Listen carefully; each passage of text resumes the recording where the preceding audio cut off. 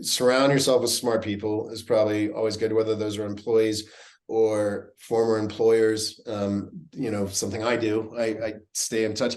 I think just being really diligent about the relationships you've built in wherever you are in your career. Like if you've got 20 years like me, or you've got 2 years and you're fresh, more, university is more recent than professional experience. Leverage those relationships. I meet with a lot of people. I met with a colleague today for lunch that I haven't seen in 7-8 years, and there was no agenda other than I liked working with him. I want to see what he's up to.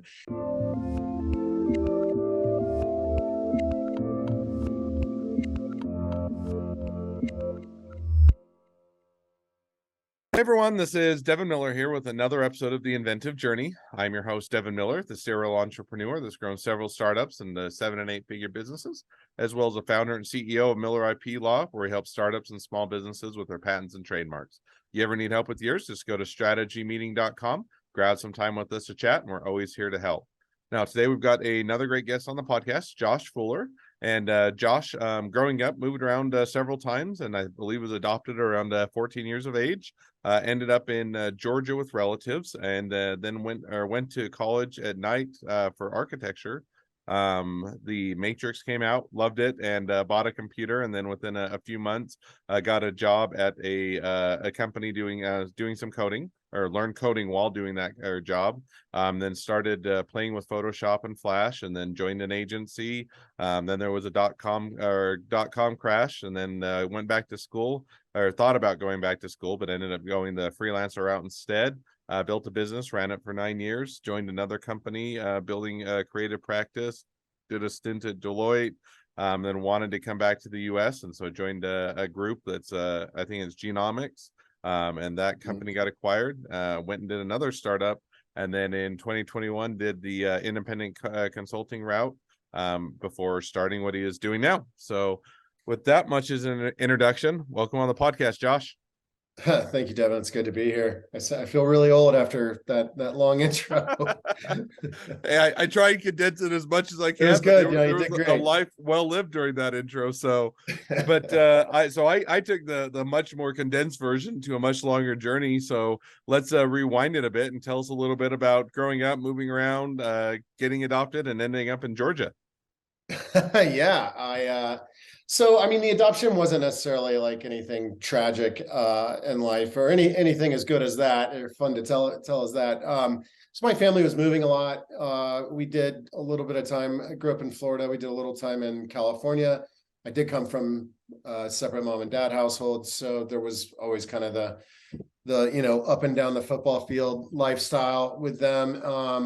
And eventually, it just seemed that the most anchor version of life. Of course, my adult caretakers made this decision, but the most kind of rooted place I could be is with my aunt and uncle in Georgia, who had 6 kids, and I was number 7 added to the roster.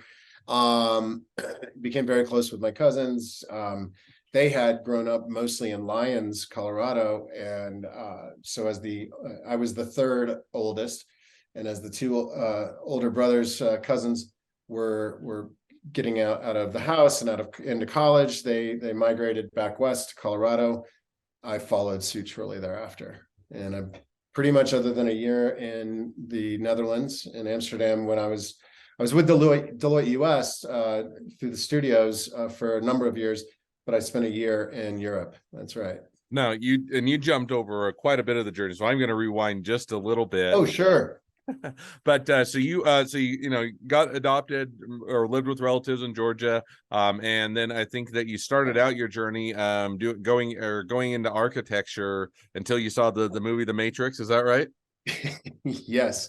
I was studying architecture. I was always fascinated by that world, by just how things went together, and I loved old buildings, I loved new buildings, angles. Never been big on circle, but more classic traditional designs I was always fascinated by. And the first day of college, the professor basically warned us how hard it was going to be, and that more people fail out of becoming an architect than the MCATs. And he wasn't lying. It was very challenging, but very, very fun. And on an off summer, I'd end up getting an internship with Storage Tech in Colorado, which is no longer here, but they made hard drives. Their claim to fame was they were featured in a Harrison Ford movie once. So I was there as knowing nothing. Basically, I had just bought a computer because yes, I had seen The Matrix, and I thought, wow, that staying up late, headphones, music, zoned into whatever you're doing just seemed really cool. And while I was in college, I was supporting myself as a carpet cleaner. I knew that wasn't going to be a forever thing. And yeah, so picking up on kind of the artistic tendencies I had as a child, I sort of dove in head first. There was a lot less information on the old World Wide Web than there is today. So it took a bit of hunting, and there was still a lot of books next to the laptop happening. And yeah, I just started learning things. And at Storage Tech, they trained me on a few areas, but what they weren't training me on, mainly managed an intranet, and mainly an internal site web server. What they weren't teaching me, or what I was really curious about, was really the storytelling and the motion and the visuals that, of course, has blossomed into a 25-year career in brand and in digital software and solutions. So now maybe this is a bit of a follow-up to that. So worked with Storage Tech, got the ability or got the opportunity to learn code. Also sounds like you did a bit of self-learning as well, and kind of had that interest. Now, at one point, I believe you left Storage Tech and went and worked for an agency right up until the .com crash. Is that right? I did. Yeah. So a little later in that summer, I had the opportunity to join a small shop back in Tampa, which ironically where I'm from. So, and there was a part on a personal note, get a little reconnected with my parents was something I was interested in. So I did make the journey back out of Colorado at the time, back to Florida, where, yeah, I was at a company we were called Website University, which is pretty funny, and because there were no college students there. But their model was basically that, hey, we do websites, we do these packaged websites, and we do them in a week. And at the time, it was kind of the Wild West. I mean, this is 2001. Nobody had websites. There was only a few out there. And so my apologies for what my contribution to some of the front page, 5-6 page websites that started to litter the web. But yeah, we did quite a few, and I had a knack for it, and I liked it. I loved the design challenges. I got to meet clients, and within a couple of months, kind of coming in, not really knowing much other than my internship experience, I was really fortunate, and they promoted me to manager. Mainly, I was exceeding the quota. I was doing more than a site a week because I didn't care about doing much else. So when I wasn't there, I was at the coffee house down the block working before work, or I was home, listening to, Radiohead or whatever I was listening to, kind of living out my Matrix fantasies a little bit of designing to design and just trying things. And yeah, it was a really fun time. God, I haven't thought about it in a while, but yeah, really fun time. So now you did that, and then, .com or bubble burst, and Yep. as with a lot of people, you're finding yourself without a job. There's a lot of or much less to go around. But No then I jobs. think at that point you thought about going back to school, but decided to go the freelancer route instead. Is that right? Yeah, there was kind of a few balls in the air. I was considering going back to school. I was also wanting to get out of Florida again, and I really did fall in love. I lived in Boulder at the time. I live in Denver now, but I really wanted to get back out west, and yeah, through a small series of events that involved a couple of concerts and a few interesting things. I was actually leaving Tampa and had lined up a job in New York, but this was in 2001, and this was in late 2001. So I was actually moving the 23rd of September to New York, to my new apartment in Hell's Kitchen, to start my new job at this cool design agency that I couldn't believe hired me. And then that all fell through with the tragedy of 9/11. So I said, well, I'll just go to Colorado then. That was the plan. And so I came back out to Colorado and had every intention of getting myself enrolled and picking back up on architecture, but I didn't love it anymore. What I loved was what I was doing here. And, I was in my late second year of architecture and we still weren't touching computers yet. We weren't on CAD yet. And I was like, this is the future, is how I felt at the time. And also I felt like there was a lot more expression, and maybe I was scared of the professor's warnings that this was going to be a long, hard road. And I thought, I really like this. It's new. It's interesting. I'm kind of a graphic designer somehow, and people pay me to do this. And, what they paid me is questionable, but I was paid and I was able to pay rent. And so, yeah, that turned into kind of fast forward a little bit and a couple just into like 03. And I started a little shop called Treble Red. That was my first agency. It was kind of a permalance agency, I would say, in hindsight. Did have a small team of about 5 or 6 over the course. We ran it for 9 years, made a lot of great connections, learned a lot about what not to do. Truly fascinating time in life. Most of our accounts were small.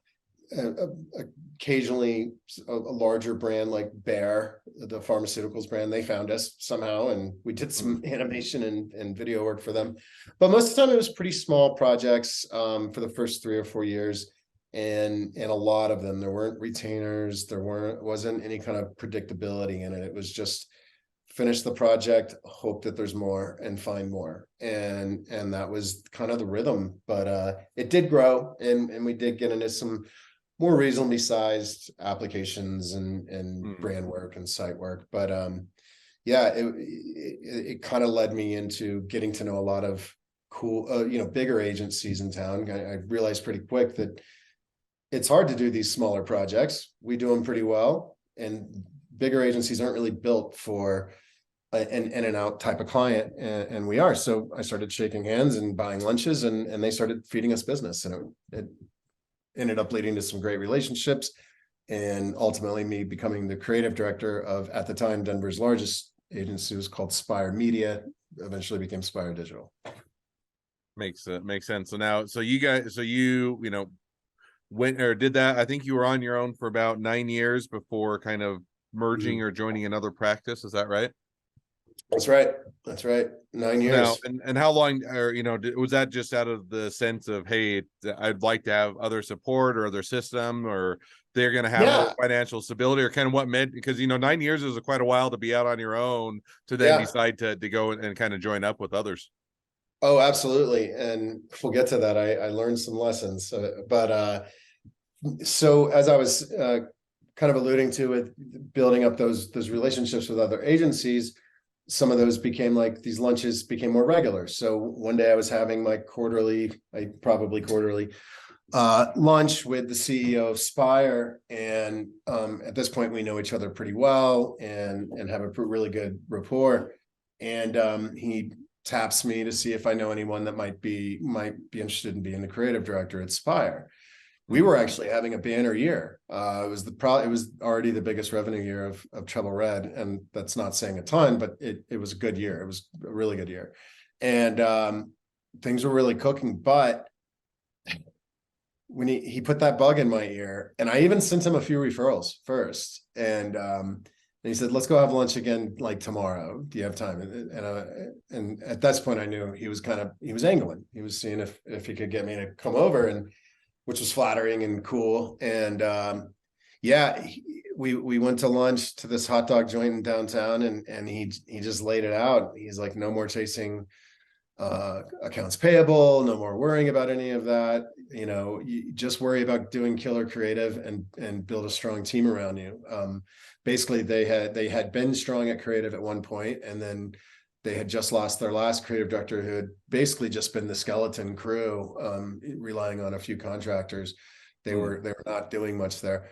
And so he painted a tapestry that was very inviting. And it was like, you're going to work with bigger clients, you're going to work with bigger budgets, you're going to have a team around you to support, and you're not a one-man show anymore. And so I really took it to heart. And I said, can I have a few weeks? He said, of course. And it took me about a week. And I was like, yeah, if I'm going to make the move to learn what that tier is all about, because I'm kind of here and I've sort of been here a while and it works. I have a cool job basically that I get to be self-employed. But I was like, I want to learn from some others. I was, I think 30, 31. No, I was like 31. And I was like, if I'm going to do it, like, I'm not getting younger. This feels like a really good opportunity. And it indeed was. So I never regretted that decision. So now you did, and that makes sense, and sounds like it was, a good motivations for, for jumping over and grabbing that opportunity. Now, how long did you stay there, and then what prompted you to move over to Deloitte after that? Yeah, so this was 2011. Of course, I had heard of Deloitte, but only in the sense of, Deloitte and Touche, the tax folks, and then the Big Four. I'd known them by reputation. I did not ever know them to be in our world, in this digital software, web app transformation type world. And indeed, there's a reason they weren't really in it. They had acquired a group called Ubermind right around the same time I joined Spire. So over the course of the 4 years that I stayed at Spire, Deloitte was amassing a name for itself, a brand. They carved out Deloitte Digital. They were developing this studio model where consultants had an in-house agency essentially to partner with and collaborate on big client projects. And they opened their second studio in the US in Denver. And they were doing a big hiring push. And actually, quite a few of us from Spire ended up going over. No blame or negativeness on Spire. It was just a much bigger, it opened up a new client pool altogether. And all of a sudden you're dealing in global, not local. You're dealing in, if a good project budget was $500,000 at our agency, a good project budget was $5 million at Deloitte. And what those budgets allot for is a much more immersive solutioning model. And specialists across the board. If I needed a data engineer to fine tune and help me vet out a concept from the creative front for a client pursuit, it was attainable, it was there, it was encouraged. It was just a totally different world. So Spire was an amazing first step, but I had 9 years, I had cleaned carpets and gone to college, and then I basically went out and worked for myself. So I was an outdoor cat, and I had to be housebroken. There was a lot of etiquette, there was a lot of collaborative tactics that I did not come prepared for. I was used to, I sell the work, I get the work done, and the fastest way to Z is a straight line. And what you lose, and my model was effective, but what you lose in that model is tapping into the nuance of and really finding what special looks like. I was very functional. Let's get it done. I see the solution. I know what they need. Let's go. And what I learned through collaboration, especially a little bit at Spire, a lot more at Deloitte, because it was just that much more apparent. I had 30 other creatives that were peers in the office. I mean, it was just a different game. So now how long, so you stayed at Deloitte, and I think you even, traveled into Europe and went a few other places, but how long did you stay at Deloitte before you kind of had your fill? It sounds, and putting words in your mouth, you can correct me if I'm wrong, but had your fill of corporate world and went back to the startup world. Kind of how long did that take? Yeah, I mean, there's a thread there to pull, but I did 4 years in the US practice, 3.5 years in the US practice, and 1 in Amsterdam. And both were incredible. Amsterdam, I mean, we could spend the whole time talking about that, but short period of time, but amazing period of time. But I'll say this, moving countries is hard, not just from my friends and family, and bikes are faster than cars. That's a crazy reality to me. But other things like taxes, and who do you call when you have a question, and like just everything that you've spent your life learning in the US is different in another country. And I stomached it, but I was a new dad. and there was a lot going on. So I wasn't looking, I wasn't necessarily tired of corporate, but an interesting thing happened in my career at that juncture. I was late 30s, early almost 40. And it was like as I landed in Netherlands and showed up to Deloitte, there was a process before because it's different practices. So I had to essentially be hired by EU. And as I'm arriving, it's like everybody I've ever wanted to work with or for had the greatest job with the best pay. And I'm like, great, but I just moved to Europe. So I did my year, and I mean, even there, it was like, why are you in Netherlands? Come to London, come run the London studio with us. Oh, why don't you come over here to Geneva? I mean, I got asked to go to Geneva. Like it's just these amazing places in the world. I never thought I'd go. I'm, a college dropout from Florida who was adopted. Like, what am I doing? Like, how am I getting these opportunities? And they were all amazing. And by the way, the Amsterdam experience was in its own right incredible. I got to bring a lot to it. I was moved up to studio director rather quickly, which was awesome. A lot of great responsibility and new experiences. But why I left was an old colleague of mine from my Spire days. We had worked together they had built up a company called Map My Fitness, which sold to Under Armour. We had done a lot of collaboration work with them to kind of white label their solution for various brands. He remembered me, and he was at Under Armour, and I'm sitting in Netherlands, and we're about to put a studio in above the new EU headquarters for Under Armour. We're already working with Nike. We're already working with Adidas as Deloitte. So I was like, well, I think I know somebody at Under Armour. I'll reach out to him. I did. It was a great conversation. And then he says, hey, I'm leaving Under Armour in about a month, and I'm funded, and I'm doing a genomics startup. I remember working with you. Do you want to come be the creative director and, head the product with me? And it was like, this guy had already had a successful exit. So I was, super impressed with him. To this day, I'm very impressed with this guy. And it just felt like that was such a out of left field opportunity.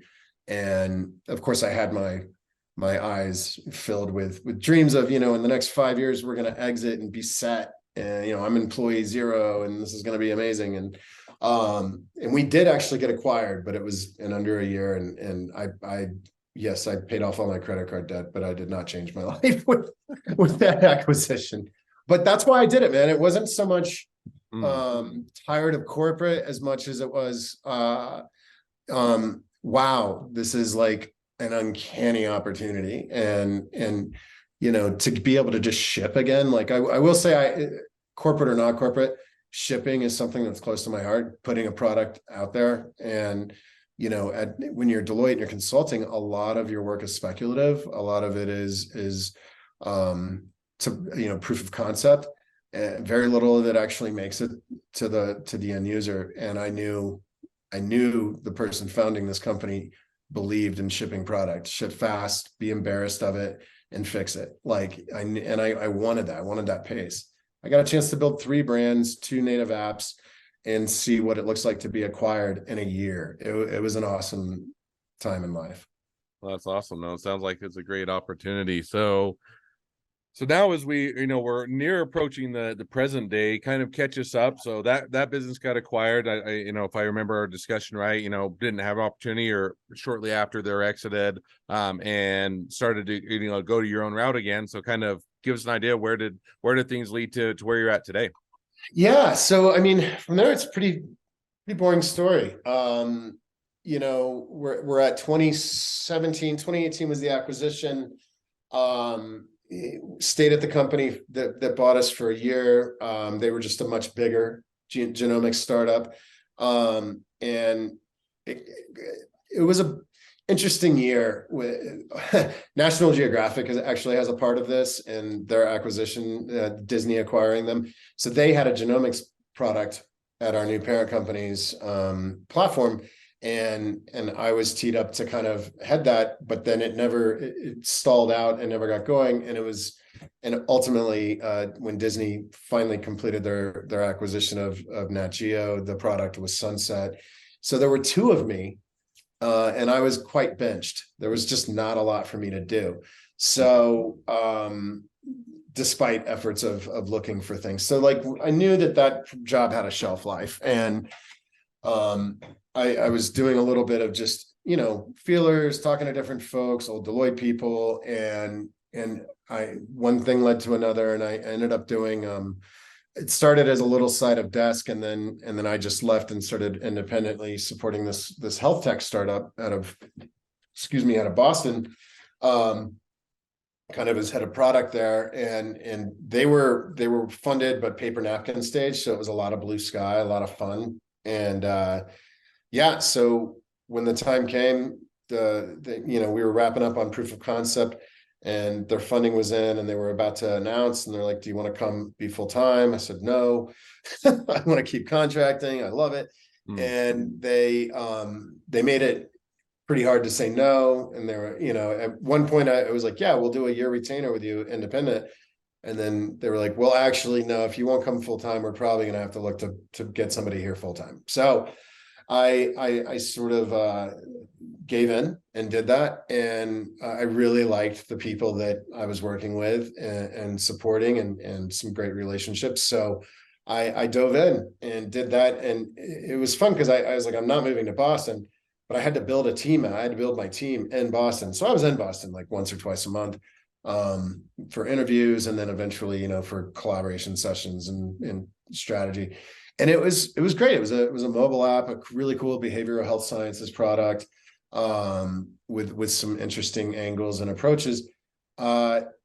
It got me through COVID, and the COVID era was interesting because all of a sudden this team I had built that I felt so far away from was living my reality. We were all just on screen share all the time. And it was, so I couldn't be more grateful to have had that job. And then in February, exited that company, February of 21, exited that company and found myself doing an independent gig with JetBlue, through an agency. And again, this all comes by way of Deloitte. An old Deloitte contact said, "Hey, you might want to talk to this guy Fuller." And here we are, that just set life in a new place, right? And all of a sudden I'm independent, and I'm constantly, I'm doing this design work on this cool team for this great aviation brand. And it was supposed to go 4 months. It lasted 6. In that time, a few people on LinkedIn was like, "Yo, I heard you're independent. Maybe you want to help us with this or look at that." And it didn't take long. I mean, it was like a few months, and I'm like, "Oh my God, like I haven't had this much fun in 10 years. And it reminded me of Treble Red. It was about 10 years ago, my little tiny agency. Except this time I got to work at Spire and see what that's all about. I got to go to Deloitte and kind of see that tier. And I got to see Scrappy Startup successfully to some extent. So I was like, I think I'm a little smarter than I was. I'm definitely older and grayer, so hopefully wiser. And I'm like, I'm going to start this thing. And so that kind of epiphany hit me sometime in the summer of 21. And by September, we were up and running. And we're, last year in and of itself is probably the most interesting year in my opinion, but I'll let you lead where you want to go. But yeah, I will say we're up to 5 people now, and growing. And it's just been a really fortunate, really blessed experience. I use that word intentionally because I feel just lucky. Like a lot of people start agencies and don't make it very far, and I feel like we're in a really good position. We have great partners, great clients, great team, and it's just been awesome. No, that sounds like it's been a great journey and an exciting place to be as of today. So, well, with that, now as we've reached kind of the present day of the journey, and we're reaching towards the end of the podcast, it's a great time to jump over to the 2 questions I always ask at the end of each episode. So with that, let's jump to there. So the first question I always ask is, along your journey, what was the worst business decision you ever made? What'd you learn from it? Worst business decision I've ever made, and I've had to make it a few times, and it doesn't necessarily apply to Matic. It's just to any business I've ever tried to start. Partners. I don't have any bad blood with partners. I've never had a lawsuit. I have no issues. I think it's a terrible idea, and it took me a long time to learn that. it comes down to a question of confidence. And I think it's very easy to say, I have an idea, but it would be great if they were a part of it. And me, I love camaraderie. I love collaborating. I love, asking a trusted confidant if this is a crap idea without learning it from the strangers on the street. But I will say, like, anything start strong on your own, and like organically, like bringing a partner on makes a lot of sense. Me, I would have an idea, start out of the gate and be like, well, they'll be this partner and they'll do all this, and that's going to be great. And it just never works that way. If you really want to see something come to life, it's like roll up the sleeves. You got to be everything for a minute if you want it to come to life the way you see it. And if you want to, know that the people that are going to benefit from it are really invested, make sure that person's you first. So. No, I think that's definitely a great takeaway. And, one of the things you hit on was, I think that sometimes people are too quick to jump to get partners because they think it will solve all their problems. Right? I'll bring this person on, they'll have all the skill sets, or I'll bring them on and it'll help me to adjust the workload. And sometimes that's true, and sometimes it works out great. And sometimes, as the old saying goes, the only the ship that sinks is a partnership, because you also get in there and you're not the only person that's captaining the ship. You have to make or come with agreements. Sometimes the partner doesn't work as hard as at least you think they do, or they don't work as hard as they should. All of this different dynamic. And so I think that it's a great lesson to learn, but it's a lot of times a hard one, is that if you are going to bring out a partner, make sure it's the right decision, not just because you're worn out or tired, but it's because they bring something, add to the business, and it's something that you can't do yourself and you couldn't hire someone to do, and you need that partner as opposed to just an employee. And I think that that's a great lesson to learn, because it's also a hard one to learn. It is. And like I said, I'm very lucky, no bad blood out there, but it took me a few tries to be like, oh, I should build it. And then if somebody's keeping pace, maybe then that offer exists, but not just because I'm nervous to do it myself or feel like I need that extra support. Like it's for my story, it was always a crutch. It was like, oh, I'll do it if I have somebody else there to cheer me on. And it's just, it gets messy.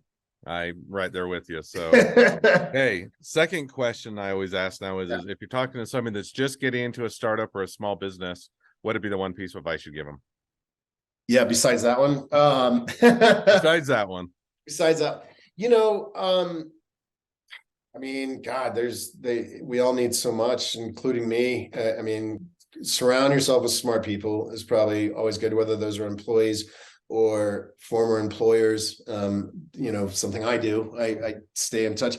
I think just being really diligent about the relationships you've built wherever you are in your career. Like if you've got 20 years like me, or you've got 2 years and you're fresh, more, university is more recent than professional experience, leverage those relationships.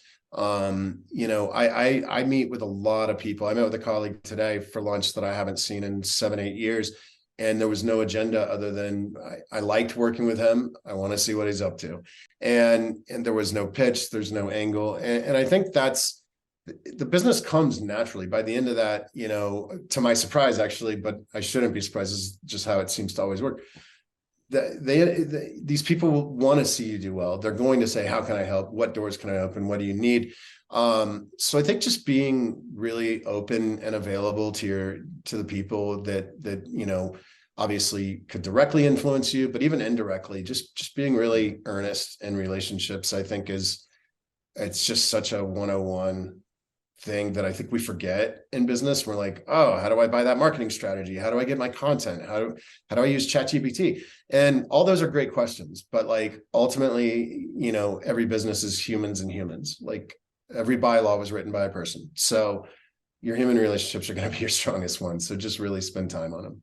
No, I think that's definitely a great piece of advice and a great takeaway. And I think too often you just want to say, what can people do for me at that very minute? And if you're trying to build a network that way, it's never going to work. But if you can build a relationship with a longer term perspective, offer value, and just have people in your network that are good people that help you along your way, that's definitely a great advantage. Yeah. So with that, now as we are reaching the end of the episode, if people want to reach out to you, they want to be a customer, they want to be a client, they want to be an employee, they want to be an investor, they want to be your next best friend, any or all of the above, what's the best way to reach out to you, contact you, find out more? Oh man, well, Matic Digital is our website, MATIC digital.com. I'm on LinkedIn. My filters are pretty good against sales, but I love organic what's ups. And yeah, but I'm very findable through those two channels. And yeah, always down to chat with any of those people. We're kind of chronically hiring. Part of our business is team pairing. So even if we're not hiring for the new, UX designer at Matic, we are usually looking for a UX designer to support a client need. So yeah, I love it when new talent reaches out. Obviously any of those other categories would be wonderful as well. Awesome. Well, I definitely encourage people to reach out, connect up, and definitely, if nothing else, make a new best friend. So well, with that, thank you again, Josh, for coming on the podcast. It's been fun. It's been a pleasure. Now, for all of you, the listeners that are out there, if you have your own journey to share and you'd like to be a guest on the podcast, we'd love to have you. So just go to inventiveguest.com, apply to be on the show.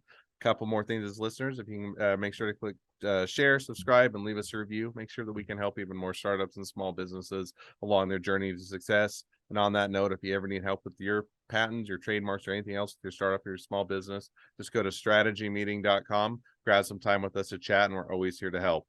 Thank you again, Josh, for coming on the podcast, and wish the next leg of your journey even better than the last.